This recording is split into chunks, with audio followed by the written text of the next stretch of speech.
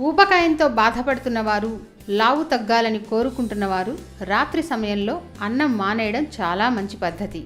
రాత్రి సమయంలో మనం చేసే పని ఏమీ ఉండదు. పైగా విశ్రాంతి కోసం నిద్రపోతాం.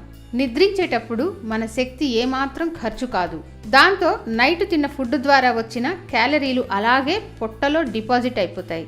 అందుకే రాత్రి సమయంలో అన్నం తినడం వల్ల అది ఖర్చు కాకపోవడంతో కొవ్వు మిగిలిపోయి మనిషి లావ్ అయ్యే ప్రమాదం ఉంది. గోధుమల్లో ఎలాంటి కొవ్వు పదార్థాలు ఉండవు.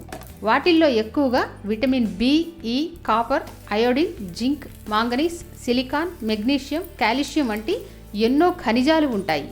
గోధుమల్లో ఐరన్ ఎక్కువగా ఉండడం వల్ల రక్తంలో హిమోగ్లోబిన్ శాతం పెరుగుతుంది. చపాతీలు చాలా ఈజీగా జీర్ణమవుతాయి.